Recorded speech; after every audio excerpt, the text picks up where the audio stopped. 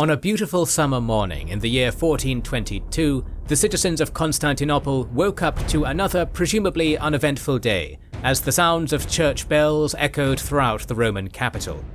Suddenly, the sound of morning prayers was interrupted by otherworldly sounds that can only be described as large bangs. As the earth beneath them shook violently, military horns began sirening off in the distance. Then, the news of terror began sprinkling down the streets of the city. The full force of the Ottoman army had arrived at the gates of the Theodosian walls.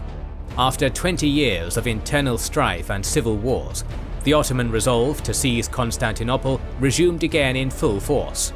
In this video, we will cover the 1422 Ottoman siege of Constantinople, as well as the perilous political tightrope the Osmanli regime was walking during this time. This video is made available for free thanks to our YouTube members and patrons. We fund our free content through our program of exclusive videos made for our members and patrons, who get 2 documentaries per week not available to the public. We've got a growing collection featuring the First Punic War, the history of Prussia, the Italian Unification Wars, and a review of the classic text Xenophon's Anabasis. We're now covering the Russo-Japanese War and Albigensian Crusades, not to mention our massive Pacific War week-by-week coverage, and a massive pool of other projects. All this is made for and with generous donations from our backers, so if you're enjoying our content and want to see more and support the cause of history, consider becoming a YouTube member or patron. You'll also get early access to public content, a spot in our lively Discord server, and behind-the-scenes info and goodies. We rely on our backers to support our growing team pumping out these videos, so thank you to everyone already involved, and we hope you'll consider joining in too. With the Ottoman interregnum coming to a close with the defeat and death of Musa Çelebi, the House of Osman entered into a period of rebuilding. Upon securing the Ottoman throne, the 27-year-old Sultan Mehmed I began his reign by reassembling the ranks of his personal council by appointing men to positions of power who had supported his cause during the last decade. The leading groups that benefited from this restructuring in government were the Turkoman Ghazi warriors and notables of Anatolia, who had long been neglected during the years of the Thunderbolt, but had since regrouped around the new Sultan. It was these Turkomans who had made up the core of Mehmed's army during the wars of the last decade, and it would be they who were now to play a vital role in his government for the foreseeable future. The new Sultan also reaffirmed the Treaty of Gallipoli with the Byzantines and Genoese, as was his promise to Manuel II for his military assistance during his war effort against Musa. As a result of all these political developments, the formerly influential Capiculu and Devshirme military and political classes were reduced in size and sidelined in the new Ottoman administration, as many of their Timur holdings were seized and redistributed by the state.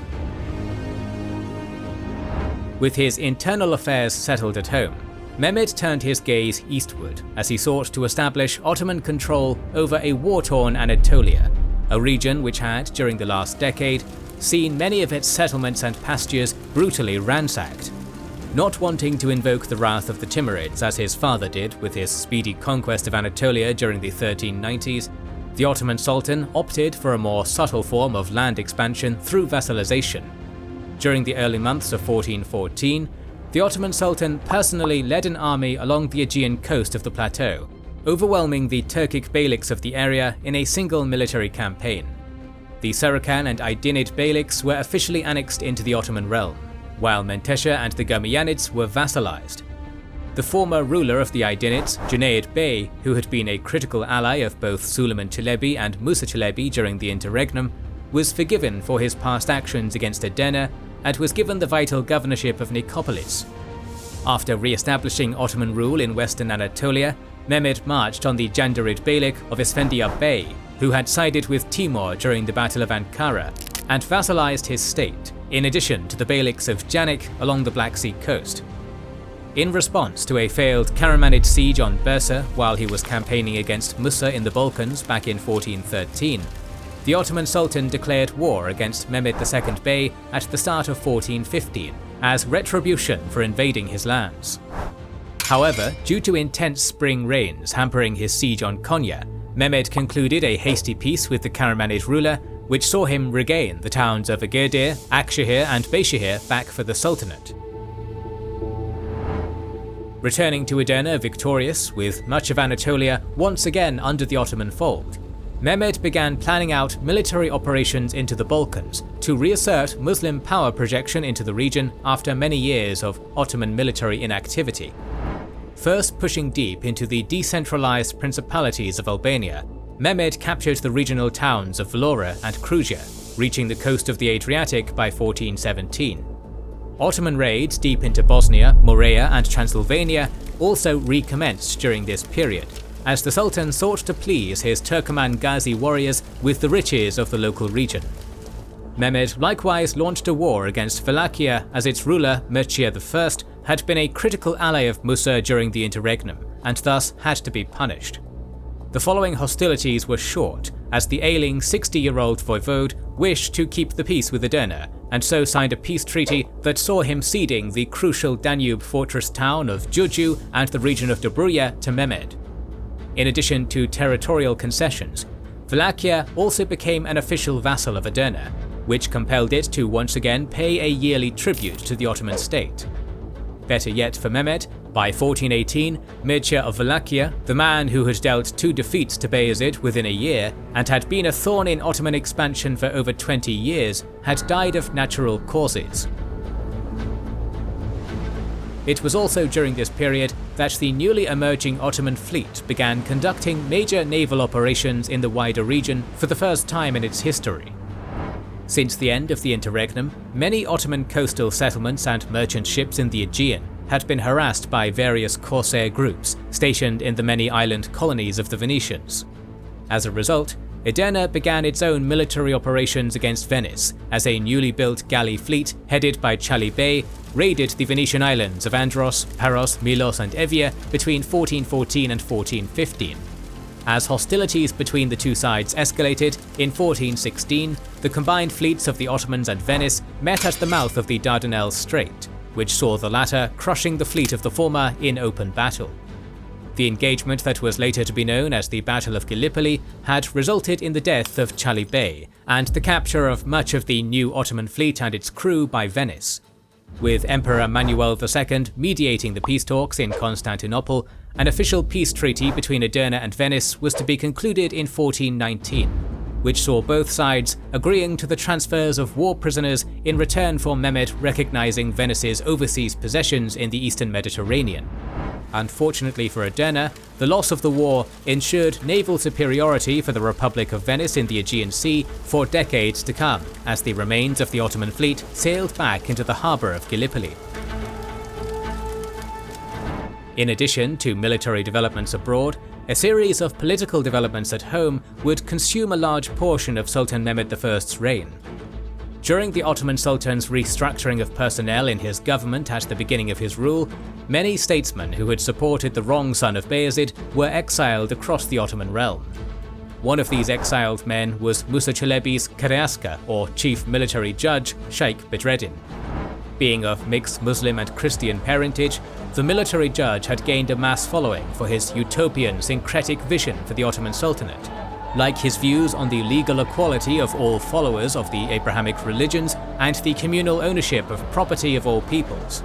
Bedreddin's views spread like wildfire around the Balkans and Anatolia during the years after the Battle of Ankara, as the vast majority of ordinary Ottoman citizens had been plagued with economic instability and war for the last 13 years, and were thus unsatisfied with the central government in Edirne.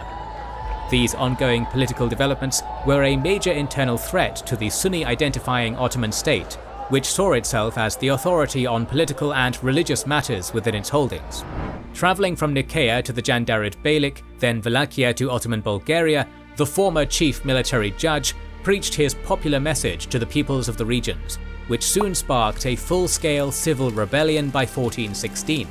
In a short period of time, Smyrna, Manisa, and the regions of Dobruja and Sarukan had revolted against Ottoman rule, which saw tens of thousands of Muslims and Christian peasants, madrasa students, and marginalized Kapikulu soldiers joining the ranks of the rebellion.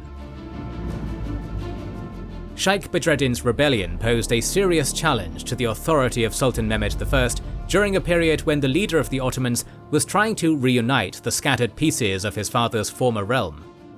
A military response led by Grand Vizier Bayezid Pasha and the Sultan's eldest son Shahzada Murad was quickly launched against the rebelling regions in Anatolia, and in a short but indiscriminately bloody campaign, all resistance was crushed.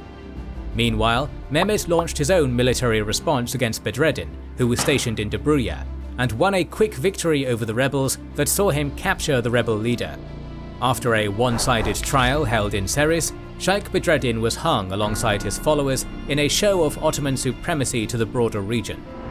The first civil revolt in Ottoman history resulted in the Ottoman regime cracking down on religious orders throughout the empire, with Edirne making a direct effort to silence dissenting voices of religious judges and leaders in the Balkans and Anatolia. It was also during this period that a ghost of the past from the Ottoman interregnum reared its ugly head when the last son of Bayezid, Mustafa Çelebi, made his bid for the throne. Being captured alongside his father during the aftermath of the Battle of Ankara, the young Ottoman prince had spent the better part of the last decade in the Timurid capital of Samarkand before deciding to return to Anatolia. First arriving in Trebizond, Mustafa travelled to the courts of the Jandarid and Karamanid beyliks to seek military and political support against Mehmed. Then, with the help of the Venetians, the youngest son of Bayezid sailed to Ottoman Bulgaria and called on the help of the local Muslim governors and Christian leaders in the region to support his war effort. The former ruler of the Aydinids, Junayd Bey, who had been the governor of Nicopolis since his defeat to Mehmed back in 1414, opened his doors to the rebel prince, and the pair began mustering troops in Ottoman Thessaly while Mehmed was distracted with the Bedreddin rebellion. However, upon hearing the return of Mustafa Çelebi, the Ottoman Sultan started a propaganda campaign against his younger brother by proclaiming him as an impostor and a false son of Bayezid, as he was a relatively unknown figure by most in Ottoman society. After suppressing Bedreddin's rebellion in Dobruja, Mehmed quickly marched on the mustering forces of Mustafa and defeated him in battle, which saw the rebel Ottoman prince and his followers seeking refuge in Byzantine-controlled Thessalonica. Sending out a petition to Emperor Manuel II, with whom he was on good terms, the Ottoman Sultan demanded the return of his rebellious brother immediately. In a classic example of Byzantine diplomacy, the Emperor of Constantinople instead offered Mehmed to exile Mustafa and his supporters to the island of Lemnos in return for a yearly tribute of 300,000 Ottoman akçe. Knowing he could not afford to be heavy-handed with Byzantium due to the economically uncertain state he found himself in, Mehmed accepted Manuel's terms and returned to Edirne. During the spring of 1421, while on a hunting expedition near the lush forests of Bursa, the 35-year-old Sultan of the Ottomans fell off his horse and was severely paralyzed. Upon returning to the imperial palace and knowing that his days were numbered, Mehmed ordered for his eldest son, Shahzada Murad, who was the governor of Amasya, to come to the former capital city at once to swiftly secure the Ottoman throne from him. However, the Ottoman Sultan, who had received over 40 battle wounds over 24 battles in the last 20 years, succumbed to injuries before his son's arrival.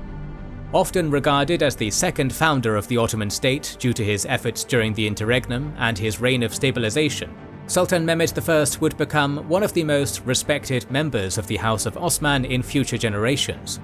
Against all odds, the former Ottoman monarch had managed to pick up the scattered pieces of his father's realm from the Battle of Ankara and rebuild a state that was once again in control of its own destiny.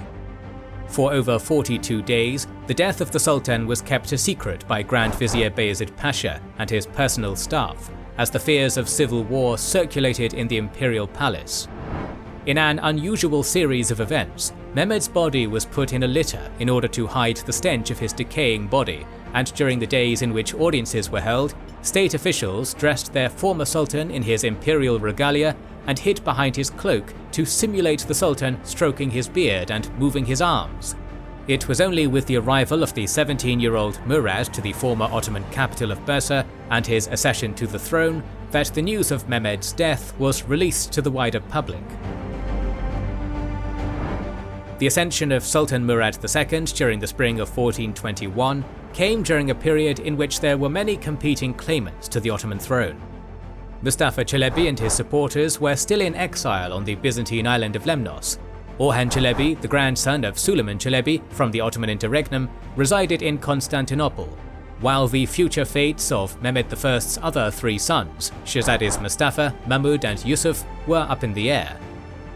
The practice of fratricide by Ottoman monarchs had already been institutionalized by the 15th century, and thus the former Ottoman Sultan had taken precautions against it by appointing his second eldest son, Mustafa, to the faraway governorship of Isparta, while his younger sons, Mahmud and Yusuf, were transferred to the protection of Constantinople.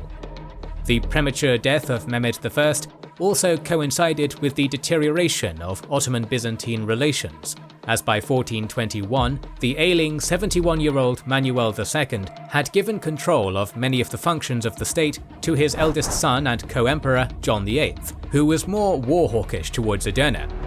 With political uncertainty surrounding Murad's ascension, Byzantium launched the first salvo in open hostilities by releasing Mustafa Çelebi and Junayd Bey from their exile on Lemnos, as the Ottoman claimant promised the Gallipoli Peninsula to Constantinople in return for military assistance against Murad. By the fall of 1421, Gallipoli and large parts of Ottoman Thrace quickly fell to the rebel prince, while the Karamanids used the occasion of Ottoman instability to reoccupy Agadir, Akşehir and Beyşehir. As Murad II was in Bursa, busy recruiting an army for the upcoming wars, his Grand Vizier Bayezid Pasha, who was already stationed in Edirne, met the forces of Mustafa near the village of Susladere near the Thracian Aegean coast. Nonetheless, due to a series of mass defections of his Capiculu ranks to the rebel prince, the Ottoman Grand Vizier was captured and beheaded on the insistence of Junayd Bey.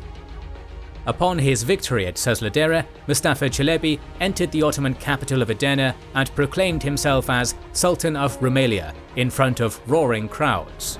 Many Ottoman peasants of the local region, and many in the ranks of the Capiculu, had felt alienated by the pro-Turkoman policies of Mehmed I and his brutal suppression of Bedreddin's rebellion, and so favoured his alleged younger brother Mustafa instead of his son Murad. However, almost immediately after his initial victory, the newly crowned rebel sultan made a multitude of political miscalculations. He first reneged on his promise of ceding the Gallipoli Peninsula to Constantinople, and then began an unpopular invasion of the Anatolian territories under Murad's control. By January of 1422, Mustafa's 17,000-strong army began to besiege Bursa, much to the annoyance of his Capiculu contingent, who instead wished to be stationed in the Balkans and not fight in Anatolia. With Junayd Bey abandoning him to reclaim his former domains around Smyrna and losing fiscal assistance from Constantinople, Mustafa's army began mass defecting to Murad, which resulted in the latter efficiently routing the former's army near the town of Ulubat. With Sultan Murad hotly pursuing him into Europe, and effectively losing his entire army during the military campaign, the rebel sultan retreated back to Edirne and collected the Ottoman treasury to make a last stand in Wallachia. However, Mustafa Çelebi, the last living son of the Thunderbolt, was captured by Murad's agents on his journey north and was later executed, thus bringing an end to the Ottoman civil war. With the death of Mustafa Çelebi, Sultan Murad II turned his full attention and wrath on the Byzantines for instigating the recent civil war in the first place, officially declaring war on Constantinople.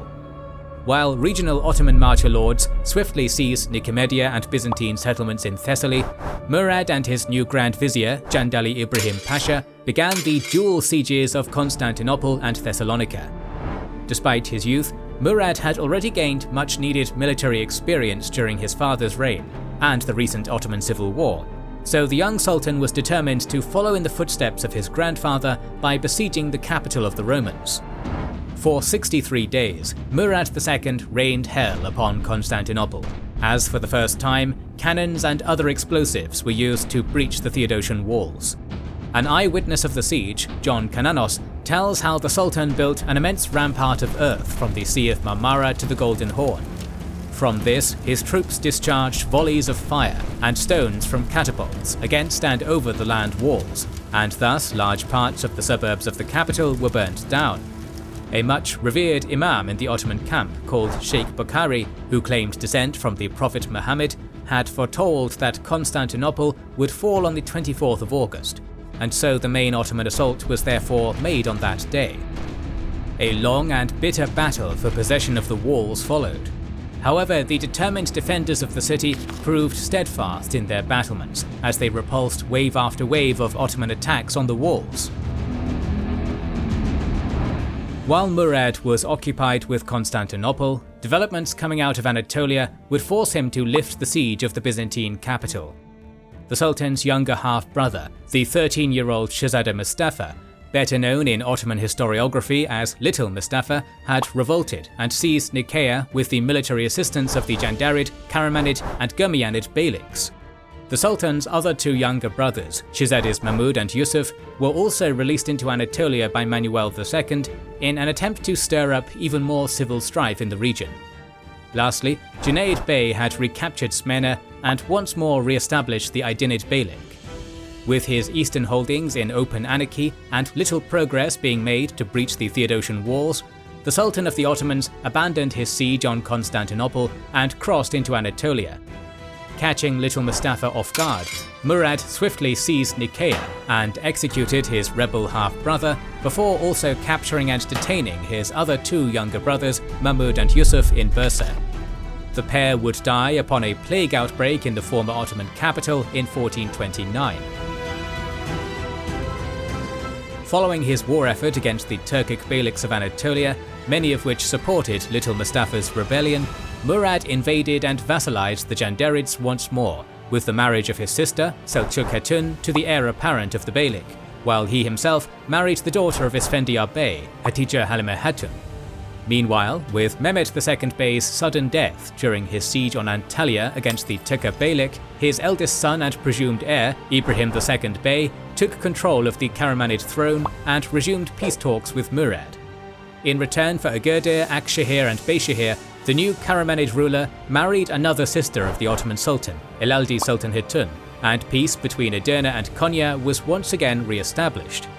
Being childless, the ruler of the Gurmianids, Yakub II Bey, surrendered his domains to Murad, while Menteşe and the Tekka beyliks were fully annexed into the Ottoman Sultanate. Lastly, Junayd Bey, the former ruler of the Aydinids, who had defied Ottoman rule for over 2 decades, had been defeated by the local Ottoman governors of the region in a partnership with the Genoese and was beheaded by 1425, resulting in the complete annexation of the short-lived re-established Aydinid beylik. Within the first 18 months of his reign, Murad II had impressively managed to crush 2 significant rebellions, conduct a large siege of Constantinople, and reclaim parts of Anatolia for the Ottoman Sultanate. Only time would tell if he would be worthy of carrying the banner of his forefathers, or better yet, parading those said banners deep inside of Europe. In the next episode of our series on the early history of the Ottomans, we will look through the early years of Sultan Murad II's reign, and a renewed interest by Edirne in conducting wars of conquest in Europe. To ensure you don't miss that, make sure you are subscribed and have pressed the bell button. Please consider liking, subscribing, commenting and sharing, it helps immensely. Recently, we have started releasing weekly Patreon and YouTube member exclusive content. Consider joining their ranks via the link in the description or button under the video to watch these weekly videos, learn about our schedule, get early access to our videos, access our private Discord, and much more. This is the Kings and Generals channel, and we will catch you on the next one.